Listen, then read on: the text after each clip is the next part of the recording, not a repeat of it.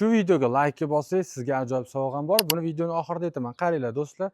Orqamda turgan mana shu juda ham chiroyli bo'lgan uyim sotuvga qo'yilyapti. To'rt sotuvga joylashgan. Fasad uzunligi 15 metr bo'lyapti.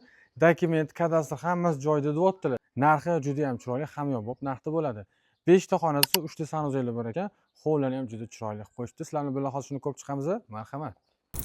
Juda ham fayzli ekan. Bu yoq tarafda tashqari hojatxonasi joylashgan. Bu yoqda mana ko'rib turibsizlar, daraza. Xo'p, mashina qo'yish uchun, ikkita 3 ta mashina uchun joy bemalol. Kalavotlar qo'yib qo'yishibdi. Hop, bu yoqdan podolga o'tamiz. Ikkita chetga zeleniy zonaga joy tashlab ketilgan.